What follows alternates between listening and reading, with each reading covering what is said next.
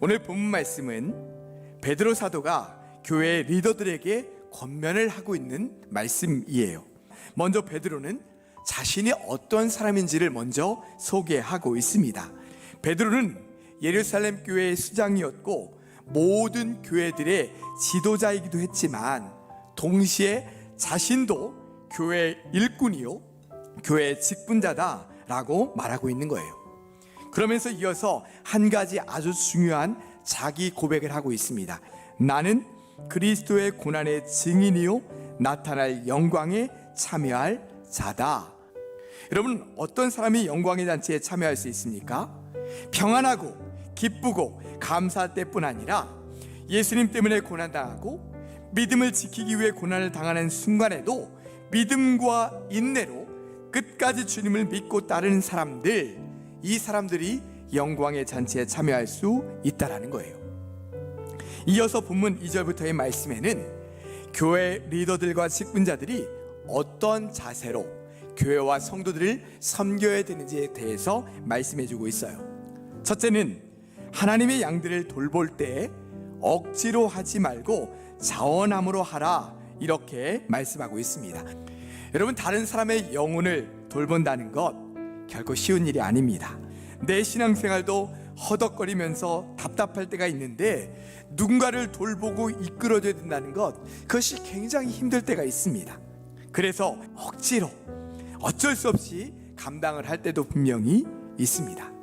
그런데 하나님의 양들을 돌볼 때 억지로 하지 말고 하나님의 뜻을 따라 자원함으로 하라는 거예요. 나 같은 사람이 주님의 일에 쓰임 받을 수 있다는 것이 감사하고, 내가 다른 누군가의 영혼을 위해 기도하고 이끌어줄 수 있다는 것이 감사하고, 내가 섬길 수 있는 교회가 있고 내 옆에 함께 나눌 수 있는 성도들이 있고 내가 주님의 몸된 교회에서 맡겨진 직분이 있다는 것이 얼마나 감사합니까? 둘째는 자신의 이득을 위해 하지 말고 주님을 위해 기꺼이 하라, 이렇게 말씀하십니다. 교회 공동체를 섬기고 하나님의 양들을 돌보는 것이 오직 주님을 위한 것이 되어야 한다라고 하는 말씀이죠. 우리는 항상 우리 마음속에 있는 우리의 숨은 동기를 잘 살펴보아야 합니다. 그러지 않으면 주님을 위해 일한다고 하면서 나도 모르게 나 자신의 이득을 위해서 일하고 있는지도 몰라요. 간절히 바라기는 진실한 마음으로 오직 주님을 위해서 섬길 수 있는 우리 성도들이 되시기를 간절히 원합니다. 셋째는 주장하는 자세로 하지 말고 양무리의 본이 되라, 이렇게 말씀하고 있습니다. 여러분, 가장 좋은 가르침은 어떤 가르침일까요? 본을 보여주는 것입니다.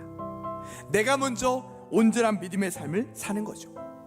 우리가 먼저 예배에 온 마음을 기울이고 작은 말씀 하나라도 온전히 순종하며 지키려고 힘쓰고 주님과 함께 동행하며 진실하게 살아가는 것입니다.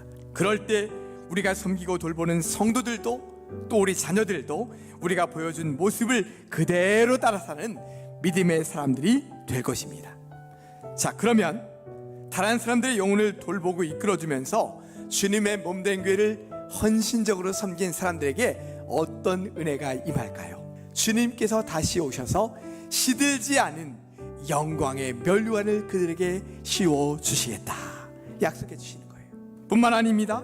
다른 사람의 영혼을 돌보고 그들을 인도하는 것이 얼마나 소중한지, 여러분, 많은 사람을 옳은 돌아오게 하고 인도한 사람은 주님께서 별과 같이 영원토록 빛나게 하시겠다 말씀하고 계신 거예요. 사랑하는 성도 여러분, 또한 임직받는 분들과 우리 모든 재직 여러분, 주님의 몸된 교회를 섬기는 일에 기쁨과 감사함과 자원하는 마음으로 잘 감당하시는 우리 성도들이 되시기를 바랍니다. 그러므로 말미암아 우리 예일교회도 더욱 든든히 서갈 뿐만 아니라 주님께 칭찬받는 우리 모든 성도들, 주님의 일꾼들 되시기를 주님의 이름으로 간절히 축원합니다.